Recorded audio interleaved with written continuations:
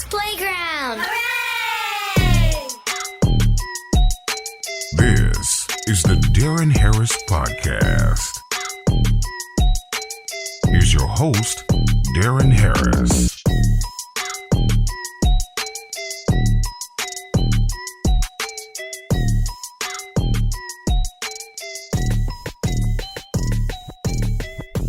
On September 13th, 1996, the hip-hop world lost one of the greatest talents to ever bless the mic. Tupac was killed in Las Vegas, and now, more than 20 years later, police have made an arrest in connection with his murder. That's what I'm talking about today on the Deron Harris program. Welcome, folks. Hey, what's going on with you? What's going on with you? Hopefully everything was good. Hopefully you had a good week. My week, had a pretty bad week. I lost a very close friend of mine. And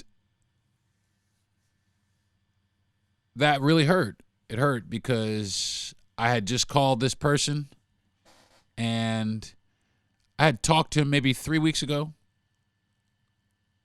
And he seemed fine. And I got a call from some friends yesterday that informed me that he had passed away. So I just want to dedicate this show to my man Deja Reigns. You know, I know heaven is bumping house music for you, brother.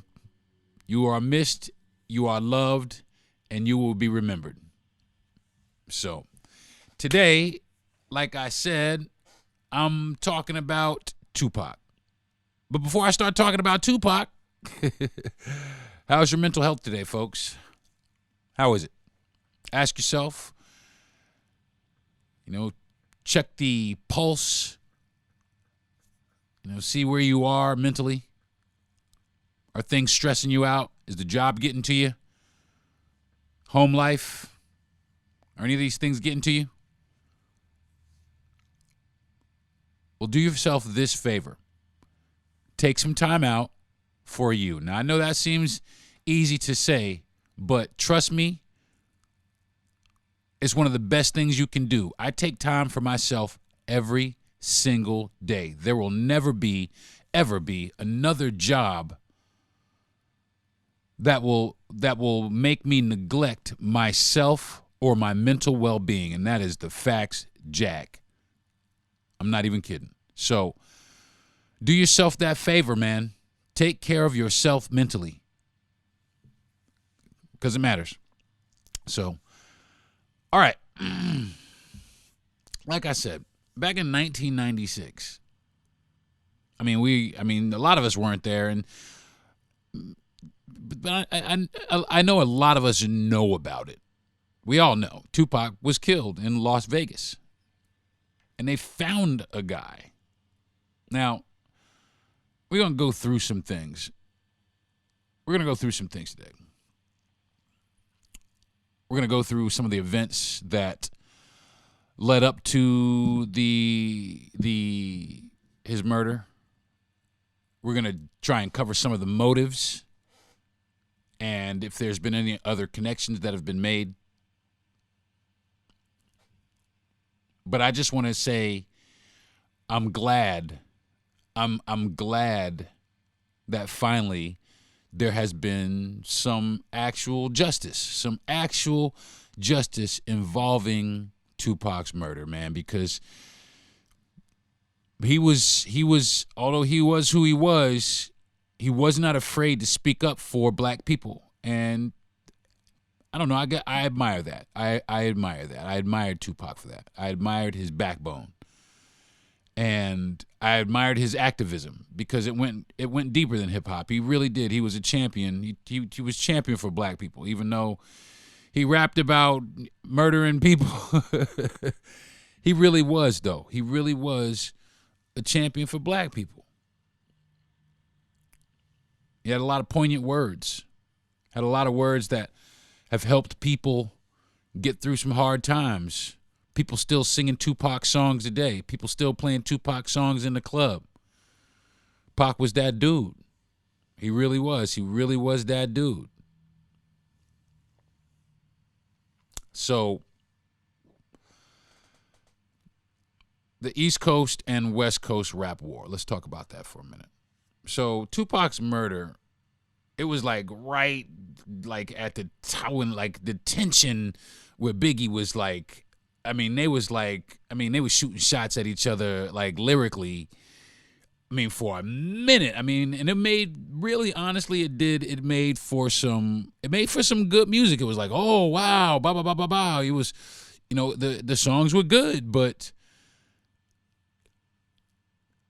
it just it really did turn extremely violent. And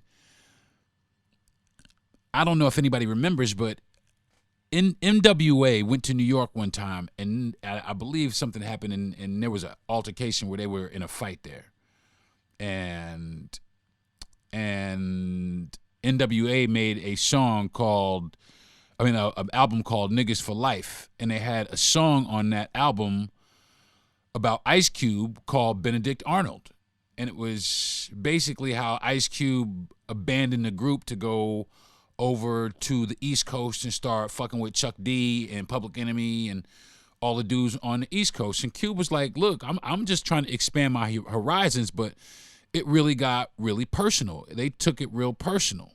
And it kept escalating and escalating. And it just got to the point where it became like really toxic. So they shooting shots at each other, Pac, crushed Biggie wife, and just was, it just got real toxic, man. And it just exploded into like violence and just threats. I remember seeing an episode. I forgot what program it was on, but it was Snoop, and it was Snoop he was in New York and it was performing someplace. And I realized that, or everybody noticed that, or I guess he noticed that everybody was kind of like calling him corny and booing. And this was in New York. They was in New York performing. And Snoop was like, hold up. Y'all ain't got no love for the West Coast over here on the East Coast? And he stopped what he was doing. He straight up was like, y'all ain't got no love for the West Coast over here on the East Coast? Well, then fuck y'all then.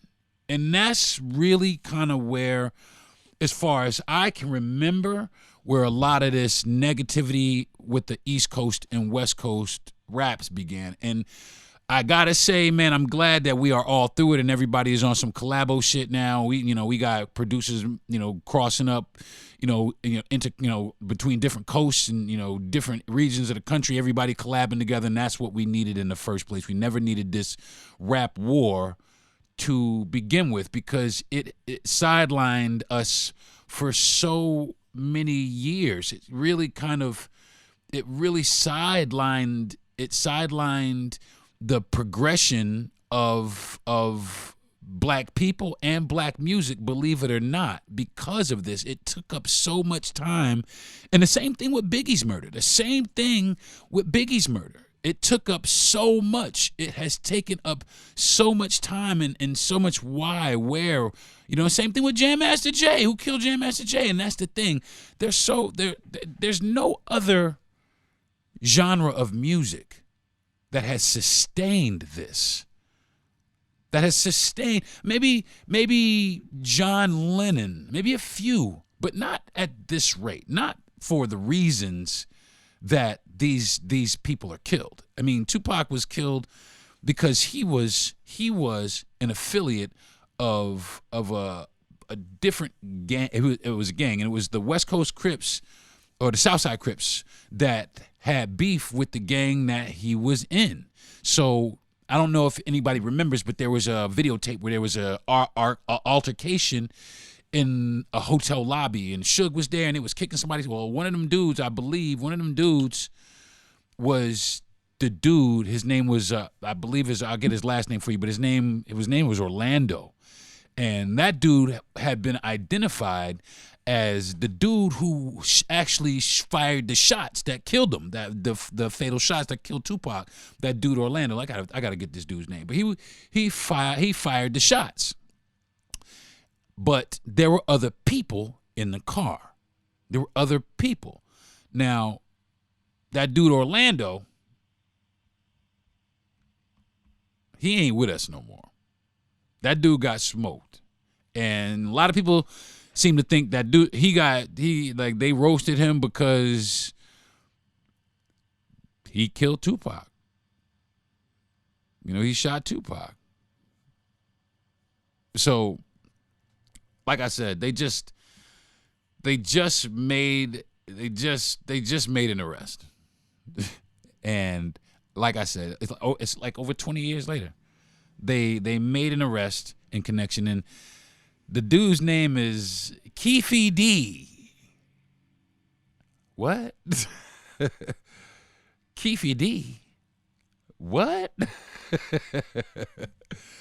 Yes, Dwayne Keefe D. On September 29th, 2023, a grand jury indicted Dwayne Keefe D.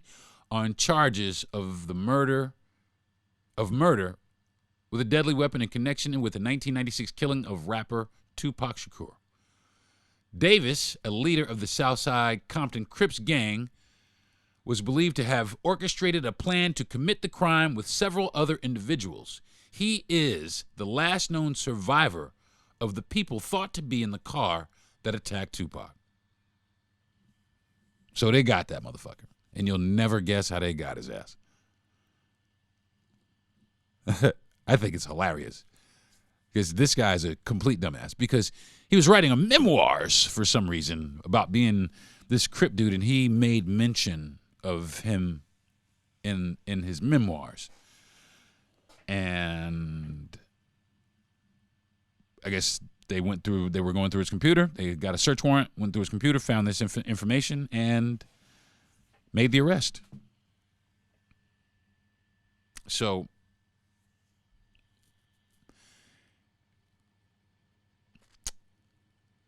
the guy's bad, by the way, was Orlando Anderson, a member of the Southside Compton Crips. That's what happened.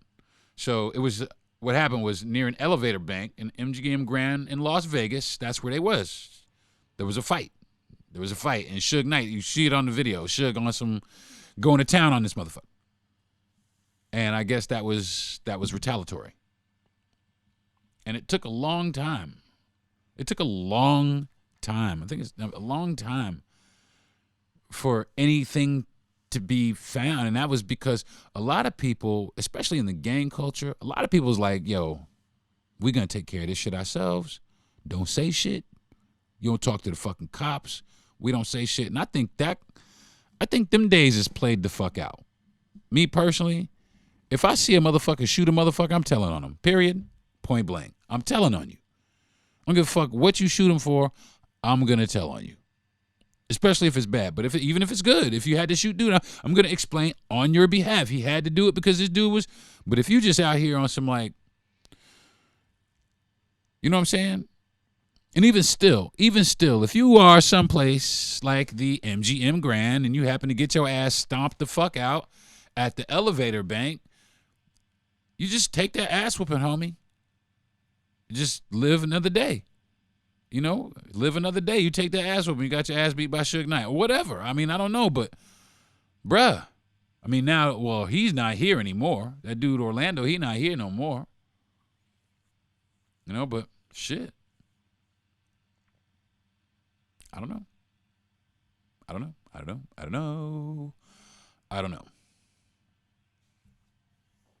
So,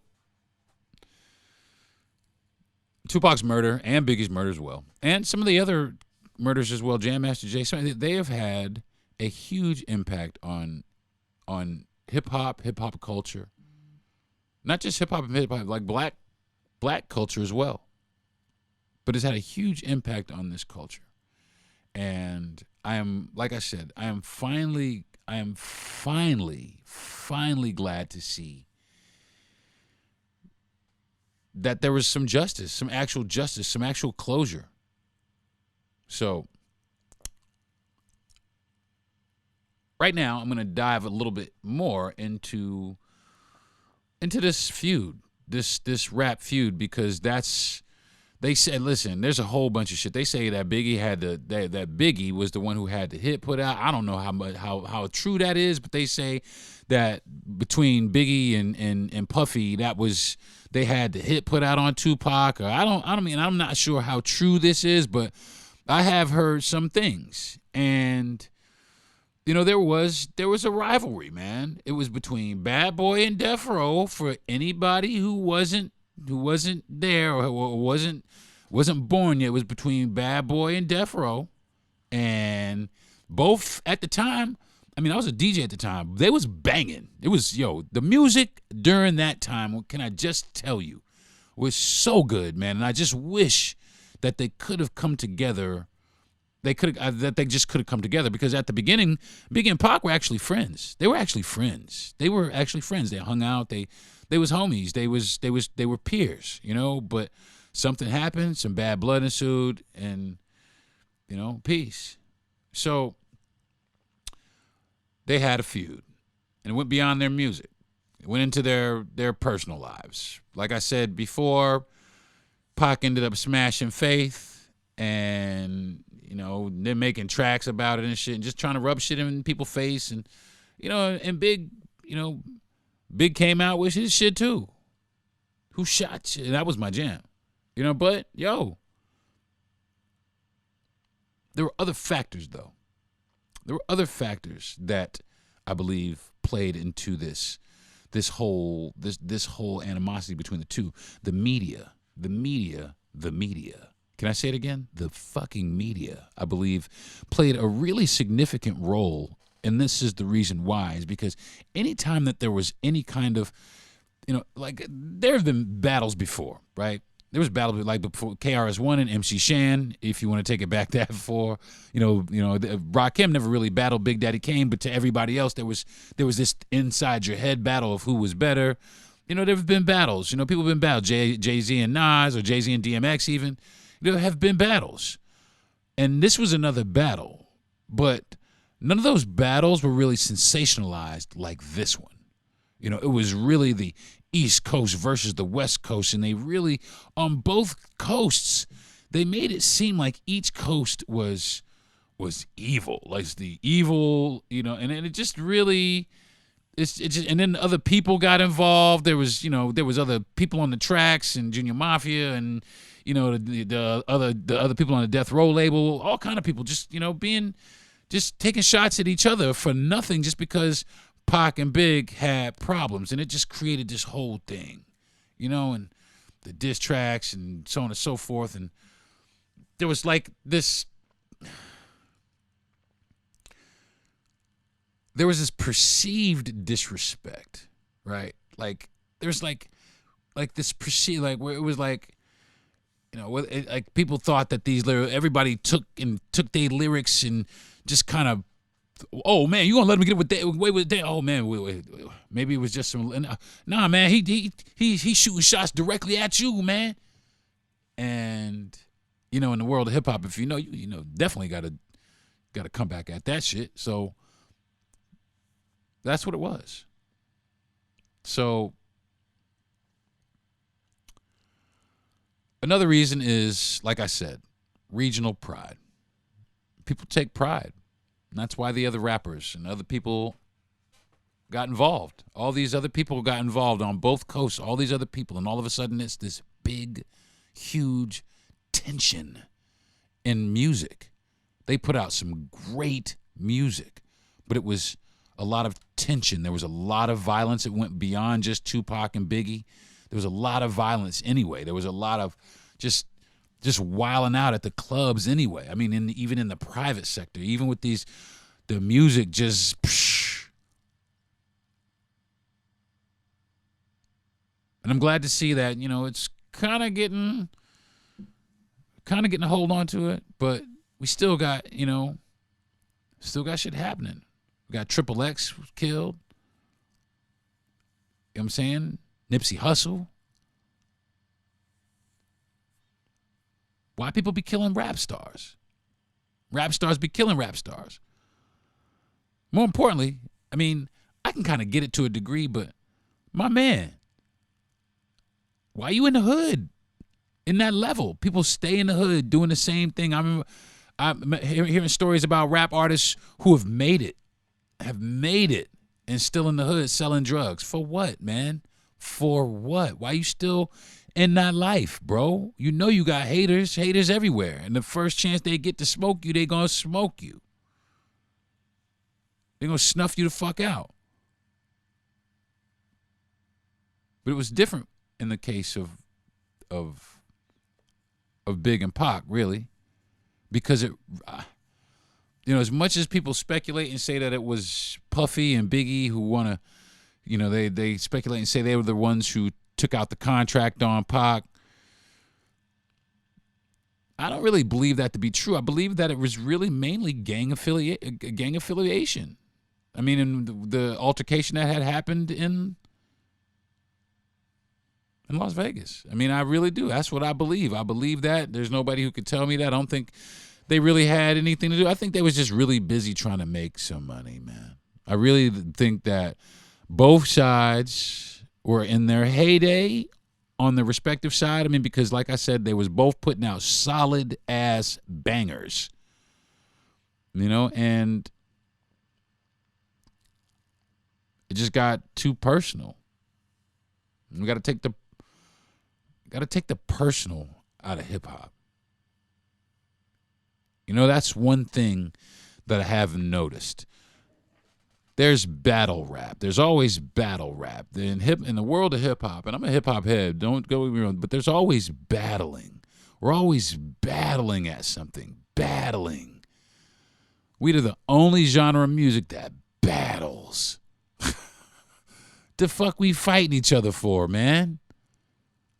The fuck we fighting each other for? There's so much unnecessary disrespect. There really is. But you know what, though?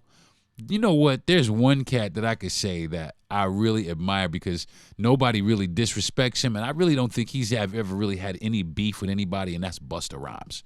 I think Bus has just been like that dude. I mean, even Cool J has like had beef with people, man. I mean, but Busta Rhymes, I don't really think anybody has ever really beefed with that guy. I mean, really. And he's just a good dude. He's just a good soul in hip hop, man. He's a good soul in hip hop, and that's what hip hop needs. We need more cats like Busta Rhymes that's serious about their craft, but can keep it gully, but can still keep it respectful at the same time. Keep it competitive without making it offensive or hurtful. And that's what we need. We need to take the hurtful out of hip hop. We can keep the competitiveness. I love the competitiveness, but I hate the hurtful. I watched a YouTube clip or some sort of reel of a battle rap where this guy was it was a girl, and she was a little overweight, and that's all I'm gonna say about her. She wasn't unattractive, but maybe she was just a little she was just a little overweight. And this guy proceeded to go in on her body and just called her all this body, bitch, da-da-da, and ended everything with bitch, that body, bitch, da-da-da, Magilla Gorilla body, bitch, and just all kind of shit. You just,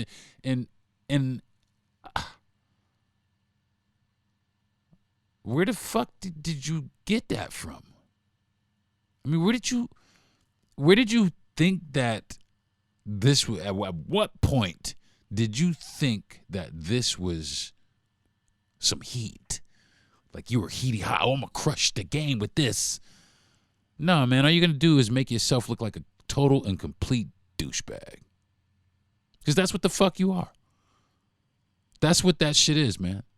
We need to take the hurtful out of hip hop, man. Take it out. It ain't got no business being there. It was put there by our frustration and oppression from a system that we had no control over. And that's fact. So now that we know, now that we have that knowledge, why don't we push past that? Why don't we say, ha, you got us on that one. Fool me once. Shame on you. Fool me twice. Shame on me. So let's get the fuck out of this. All right? And I'm glad, like I said, it feels like we're coming out on the other side of this, but it still permeates in the hood. The long-lasting legacy of these altercations and beefs and just, like I said, perceived disrespect have lasting impacts in our communities. They really do. They've had, fathers, mothers, sons taken away from us and still are. In the name of this culture, we still are the only culture and always has been really the only culture. I mean, maybe a few country songs, that say, oh, I got my shotgun or whatever. But we are all about the fucking ratchet, all about the Glock, all about the burner. We are all about the murder and the advocation and the glorification of murder of our own people. We have to understand. We got to start understanding that. And then we got to take steps to stop perpetuating it. Because that's all we're doing, is we are perpetuating it. Every song that comes out that is released, every rap song, now check this out, every rap song that is released, they rate that shit. And I've seen documentaries where they won't release certain black music because it's too positive. But they'll release the negative music, and it depends on who it's for and who it's by. And that's the thing. If it's for, little black kids, then fine, sell it. But if it's for little white kids, then, we don't want them. But it's not little white kids. It's little black kids that's doing this. Isn't it? So they sell that image to these little black kids of all, little Latin kids, little kids of color, really, little black and Latin kids of, all your flash and your gold, and you got to sell drugs, and, you got to do this to obtain all that. They take every other option away from you via music and music video, because a lot of it is visual. So you got a hot song that you like. What do? You put up a video to show what you're talking about. Show the shit you're talking about. And people take that image and they run with it, especially when they're young. And they're getting younger and younger. We just had an 11-year-old shoot a 14-year-old at football practice the other day. It's getting out of hand, folks. But we can reel it in. But we have to realize that we are conscious of it already. Fool us once, shame on them. Fool us twice, shame on us. So I challenge, this is a challenge I'm going to issue to people. This is a challenge that I'm issuing to you. If you're having children, right, and I don't care where you are, because this applies to everybody who's having children who want to be good and active parents in their children's lives. Now, I'm not saying censure what you're, to a degree, but be active in their lives. Don't perpetuate this ideology to them. Don't perpetuate. We the only people, we bad bitches. We real niggas. We the only people that's like that. We dogs. We the only people who put ourselves down like that. And it's the music. The music is the easiest and the quickest way. Why? Because it's catchy. It's got a good beat to it. How do I know? I make beats. So I've done this before to hip-hop artists in the past. Hey, y'all, let's try getting together and making more positive music. So much positive music that they have no choice but to put it out. But even, let's take it a step further than that. Let's put it out ourselves. Let me say that again. Let's put it out ourselves. If one thing that technology has shown us, the internet has shown us, and some few people who have, great imagination and ingenuity have shown us, is that you can release your own music, you can get your own royalties, and you can make a living yourself selling your own music. We can do this. We can do it. People can reach people. It's still tough. It's a tough road to hoe. But at least you get to put out the content that you want without having somebody govern what can and can't be released to a particular audience. And how dare they, for years and years and years, not give us any opportunities in this genre, any opportunities unless, any real significant, unless we are talking about the murdering of our people, the disrespect of our people. We gotta realize this. We gotta realize that we've been duped. Okay, got us, man. Damn, you got us. But you're not gonna get us again. Okay, we're gonna stand up for that. We're gonna stand up for ourselves, and then there won't be any of it. But you know what's happening? There's other rap taking over. And I'll talk about that when I come back from my break. This is Darren Harris Podcast. I'll be right back. Okay, round two. Name something that's not boring. A laundry? Ooh, a book club. Computer solitaire, huh?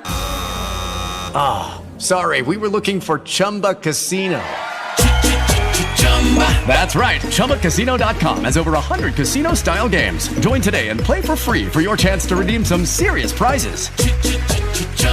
ChumbaCasino.com. No purchase necessary. Void where prohibited by law. 18 plus. Terms and conditions apply. See website for details.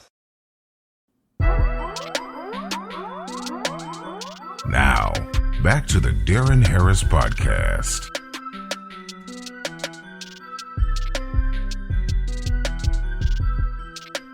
Hey folks, what's up? Welcome back to the program. Today I'm talking about, they found a dude who killed Tupac, or was the last one of the people who were involved in the murder of Tupac. But I have some more on that. But right before I went to the break, I was talking about the state of hip hop, where it needs to go, where we should be taking it, and where all of a sudden it's going now. So, where is it going now? There's a lot of new hip hop.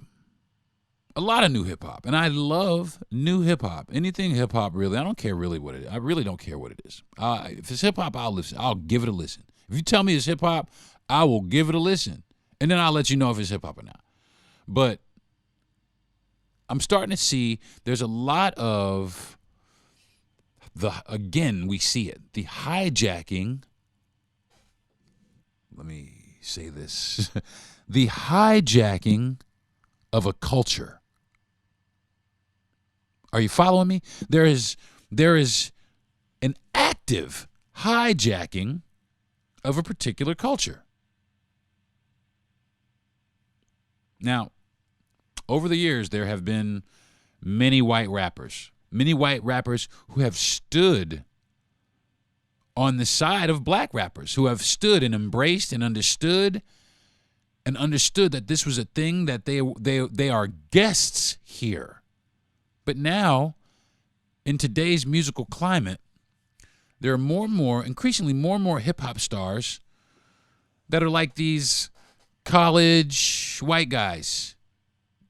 And that's the music. Like Mac Miller started like that, but then quickly, Mac Miller snapped to his senses and is now, he passed away, but he, in his latter years in his music, you could tell where he had figured it out for real. He had figured out where he really needed to go with his music and where his lane was and where he fit in.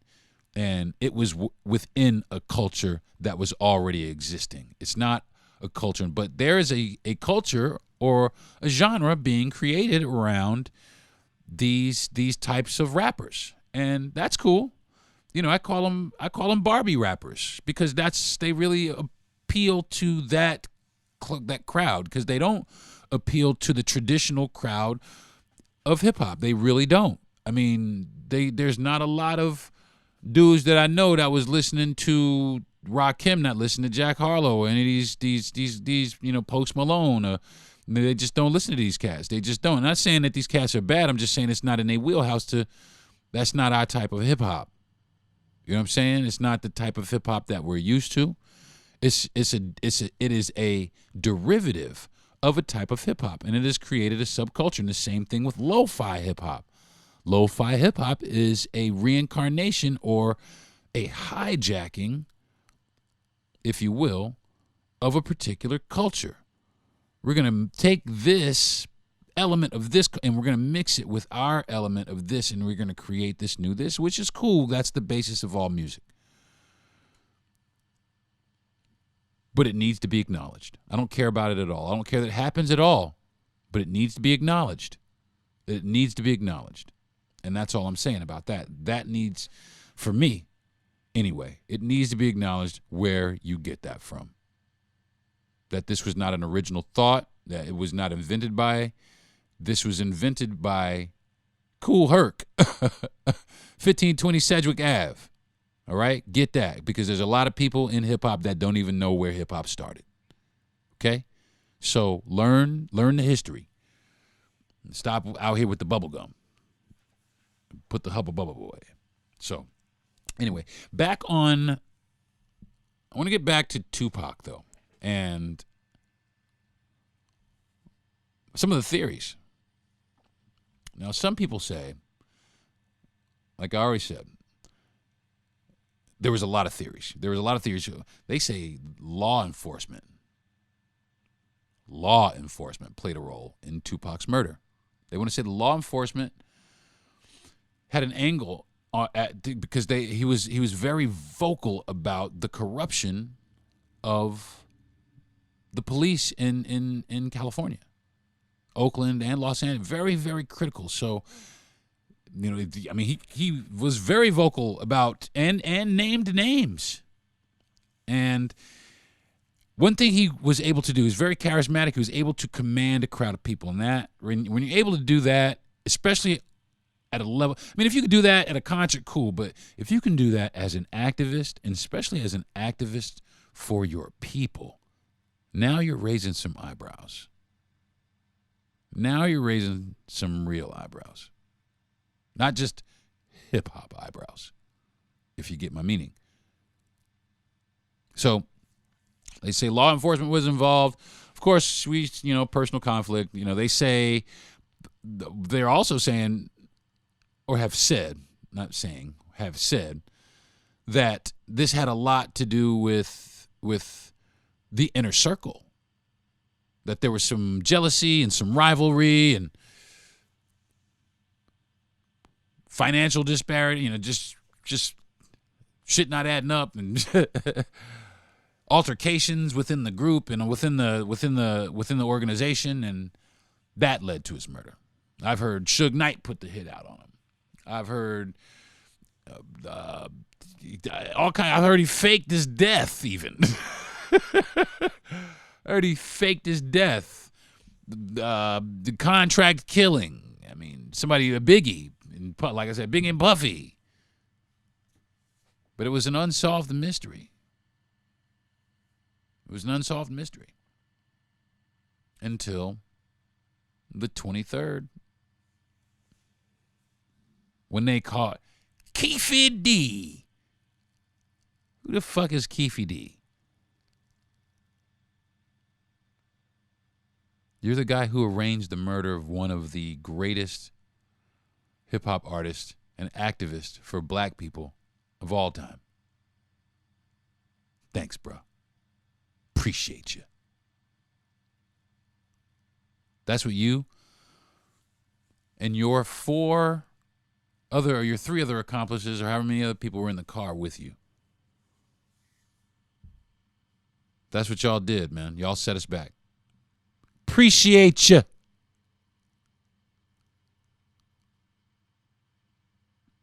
And the same thing goes for the people that killed Biggie. And these murders go unsolved, even these murders go unsolved because, for such a long time, because people don't want to get involved. Because people don't want to be heard. They just don't want to be hurt. They don't want their families hurt.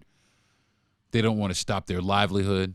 It's easier for them to turn the other cheek than to put their, lives at risk. But these people aren't that powerful. They like to think that they are. Their money likes to tell them that they are. But I think that concerned people and people who love their community, people who love their people, are stronger. And it's that simple. It's that simple. And like I said, you can see positive strides. You see positive strides in hip hop. And it makes me think about guys like Heavy D. Heavy D and the boys. Remember Heavy D? Heavy D. I used to love Heavy D. And the reason I loved Heavy D is because Heavy D, for one, didn't curse. Didn't curse. At all. And sold hit record after hit record after hit record. And number two, Heavy D could rap his fucking ass off. He was one of the best MCs of all time. Heavy D. And for three, he promoted positivity. He was a positive rapper. He was positive. I liked Rakim. Rakim didn't curse either. A couple times. Real mild. But Rakim taught us things. He taught us things in his rhymes. He taught us things. He taught us spirituality. He taught us conflict. But he also taught us conflict resolution. He taught us how to relax and meditate in yourself in hip hop. That's what he did for me. There was a lot of good hip hop out there without it having to take that ugly, nasty turn, man. Really was. Anyway, folks, Tupac's legacy in hip hop has been solidified, leaving a profound impact on the artists, fans, and the African American community. His music transcends time, resonating with the struggles, aspirations, and the complexities of life. Here's a reflection on how Tupac continues to shape and influence. Number one, social commentary and activism. Tupac's lyrics often serve as poignant commentary on social issues, including systemic racism, poverty, and inequity. His activism, both in his music and personal life, inspired a generation to engage in conversations about social justice, echoing through subsequent waves of hip-hop artists who use their platforms to address social changes. Number two, authenticity and vulnerability. Tupac's ability to share his own vulnerabilities and personal struggles through his music created a level of authenticity that deeply resonated with listeners. This transparency influenced contemporary artists to embrace their own truths, fostering a culture of openness and connections with fans. Number three, cultural representation. As one of the most poignant African-American figures in hip-hop, Tupac became a symbol of cultural representation. His unapologetic embrace of his heritage and the issues facing the African-American community contributed to the sense of empowerment and pride for many. I was one of them. Thematic diversity. Tupac's music spanned a wide range of themes, from party anthems to introspective reflections showcasing the diversity and experiences within the African American community. This thematic range paved a way for artists to explore and express complexities of their own lives. Legacy and influence on artists. Countless hip-hop artists cite Tupac as major influence. His flow, lyrical prowess, and ability to convey raw emotion have left an inevitable mark on subsequent generations of rappers. Many artists contribute to draw inspiration from his work, incorporating elements of his style into their own. His impact on fans who find him just incredible, motivational, and his relatability in his music. His fan base is diverse, transcending geographical and cultural boundaries, illustrating the universal appeal of his messages. Educational, inspirational content. Beyond the music, Tupac's speeches and interviews are frequently used in educational contexts. His words are quoted and analyzed in discussions about race, inequity, and activism, highlighting the enduring educational value of his contributions. Entrepreneurship. Tupac's forte into acting, poetry, and activism showcased a multifaceted talent. His entrepreneurial spirit and the ability to diversify his contributions set a precedent for artists to explore various creative outlets in their own music. In summary, Tupac's legacy is a tapestry woven within the threads of activism, authenticity, cultural pride, and artistic brilliance. His influence persists in not only the music industry, but also a broader conversation about social justice, making him an enduring figure whose impact continues to shape the landscape of hip-hop and inspire change. I got to answer the phone from my wife, so I'll be back in just a moment, folks. You're listening to the Darren Harris Podcast. Hey, folks, what's up? Welcome back to the program. Had to take a short break, take a call from a wife, but I'm back, and now I'm going to discuss, hypothetically, not really discuss, I had compiled a list of hypothetical situations if Biggie and Tupac were never murdered. Where would the hip-hop community, and not only the hip-hop community, where would the black community be if they had never been murdered? So, number one is collaborations and unity.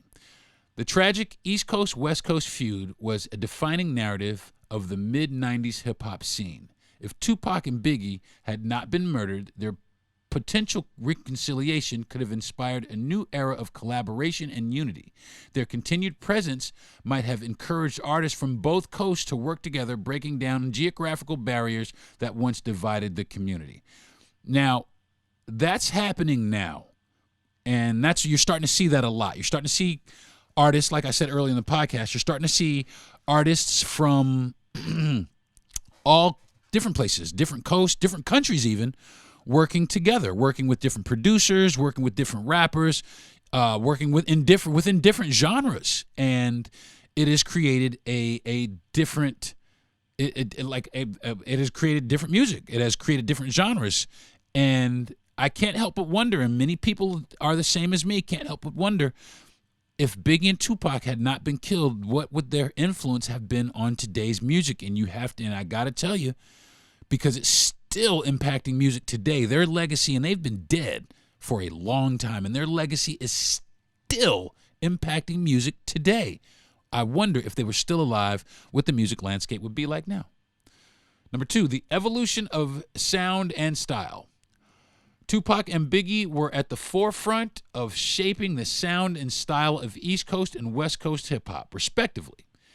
If they had continued to evolve artistically, it could have influenced subsequent trends in the genre. Their continued contributions might have set musical benchmarks and paved the way for new subgenres and styles. And that's it. The subgenres are coming, but if they had been here, could you imagine what in the styles that they conceived, they put forth, that they basically blessed hip hop with, and all of us, like I said, I'm Captain Hip Hop. You know what I'm saying? And their styles, especially Biggie's, their style for me. In the East Coast West Coast thing, I'm from Brooklyn, so I'm always going to stand with Big, but I have nothing but the utmost respect for Pac. You know what I'm saying? Always have. But their influence on style, of the style, like fashion, the style of rap, the style of music, just their influence on the style, because they shaped a lot of that stuff themselves. There's no telling where we would be. Mentorship and influence is number 3. Both artists had the potential to serve as mentors and mentors for emerging talents. Their guidance, influence could have nurtured a new generation of artists, impacting not only their music but also the ethos of the hip-hop community. This mentorship could have contributed to the preservation of certain values and artistic integrity, because Lord knows today that there is some hip-hop out there that needs to be burned at the stake. And I'm telling you, it's just horrible. I mean, it's bad hip-hop. Now, like I said in the podcast, if you tell me it's hip-hop, I'll listen to anything, and then I will let you know if it's hip-hop. And I got to tell you, a lot of this shit that's coming out today, I mean, I don't even think that those genres would have existed if those two dudes was around. It would have been too much. It would have been too much pressure. It would have been too much pressure for some of these mumble rappers to stand in front of Pac or Big and call themselves rappers. I think it might have been a stretch. I think they might have had to create their own shit. Number 4, impact on activism. Tupac was known for his socially conscious lyrics and activism. If he had continued to be a vocal advocate for social injustice, it could have inspired and heightened a heightened sense of activism within the hip-hop community, but not just the hip-hop community, the black community as well. The genre might have become even more potent force in addressing the societal issues. I gotta get some new glasses. Number 5, influence on business ventures. Both Tupac and Biggie were exploring business ventures beyond music.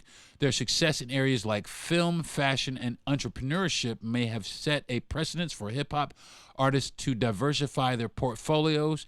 The hip-hop community could have seen a surge in artists engaging in various business ventures, which that's happening now. Jay-Z is that dude. I mean, he really is. Jay-Z owns more shit than you know, and there's more people following in those footsteps. But those two guys, they really kind of pioneered that. They really kind of, started setting, along with Dr. Dre and Puffy and a few of those other cats, and even Suge, started, let's start making some real strides and some money in hip-hop. And they did exactly that, and they pushed it so far that it's still being pushed today. It's still going today. You know what I'm saying? It's like a top that got spun and it never stops spinning.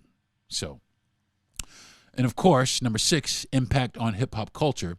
Tupac and Biggie's continued presence could have further solidified their impact on hip-hop culture.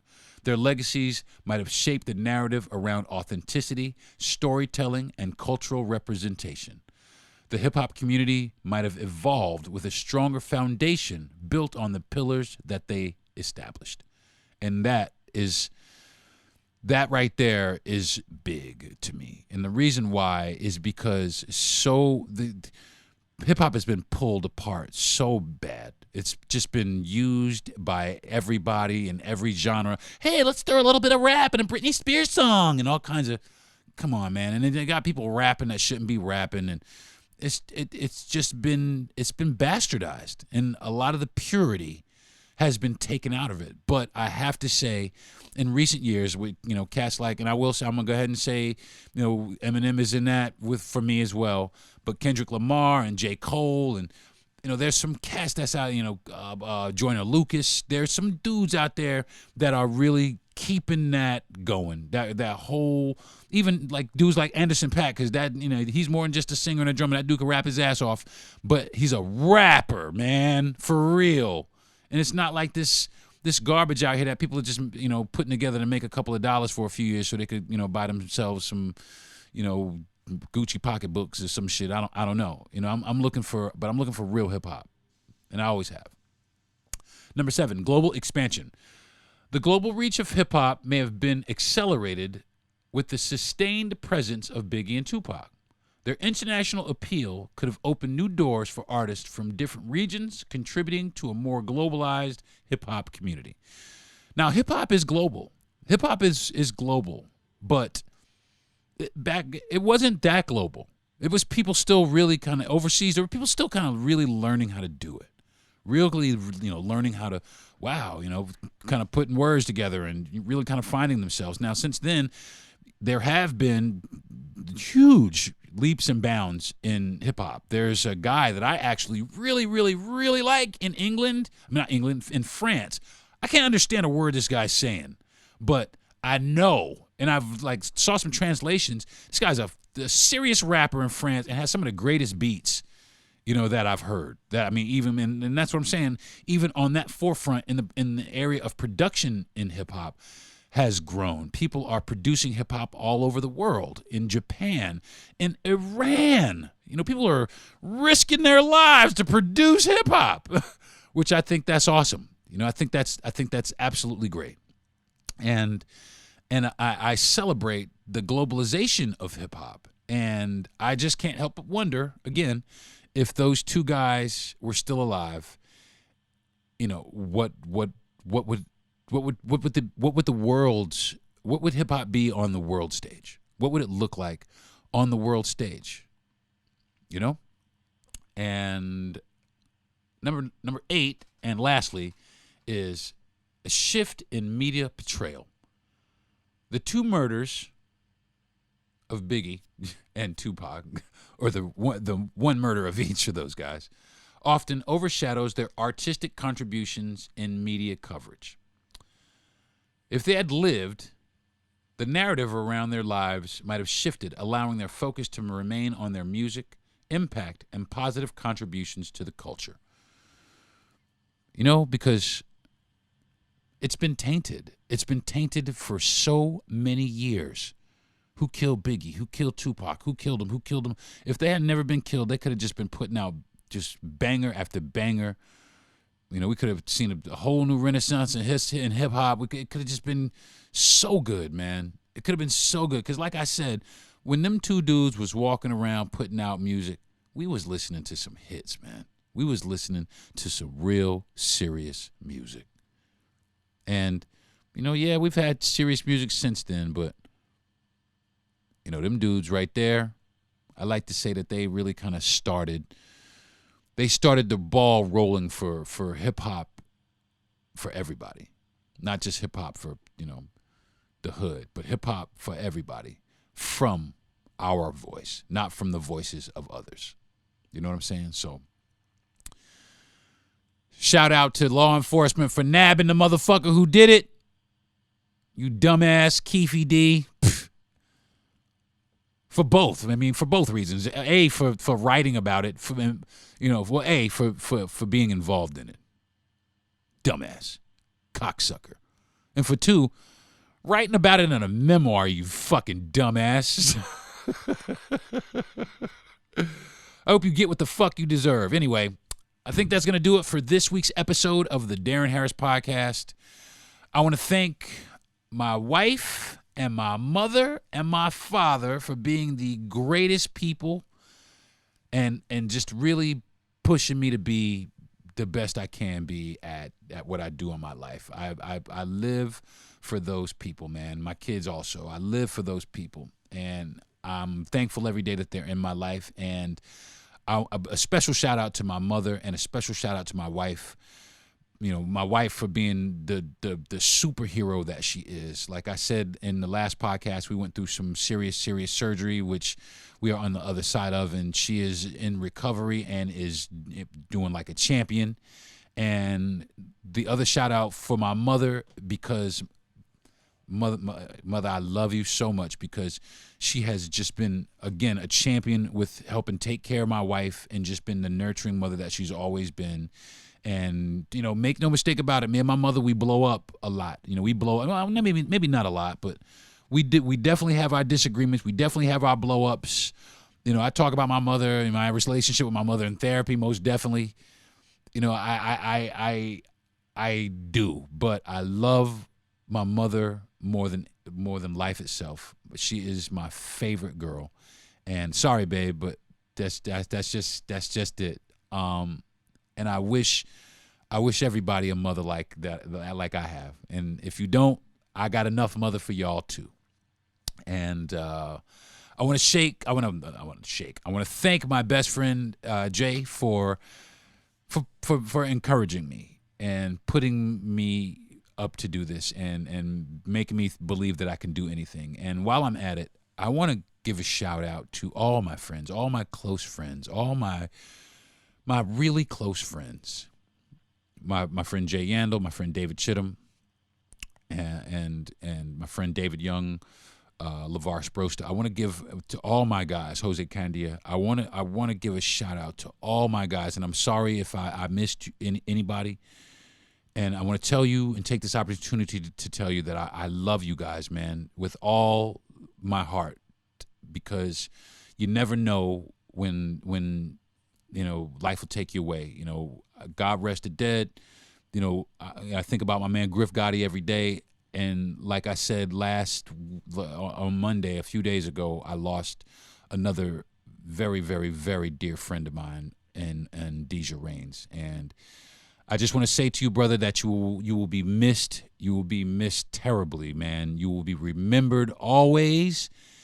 And anytime I hear any kind of soulful house music, I will make sure to jump down and cut a rug for you and with you, my man, spiritually and out here for the rest of my life, man. You will always have my thoughts. Your family will always have my prayers, and I will love you forever, man. I'm going to miss you, and I bid you farewell.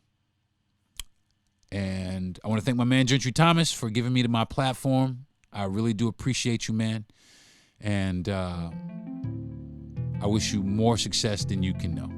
So that's going to do it for this episode of the Darren Harris Podcast. And join me next week. I'm trying to get my wife on the show, but she's still, like I said, she's still recovering, and I'm just going to give her as much time as she needs. So I'm going to come up with some other topics in the meantime until she's ready. But when she's ready, I definitely want to sit down and let her tell you her story, because it is miraculous. It is what she did.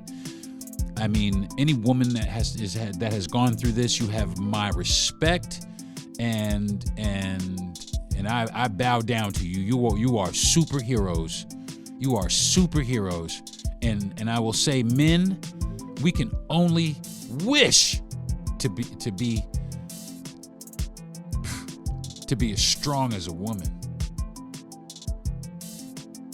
I'm Darren Harris. This has been the Darren Harris Podcast. Thanks. I'll see you next week. Peace. You've been listening to the Darren Harris Podcast. Subscribe to the show, give a good rating, and everything you need to know is at DarrenHarris.com.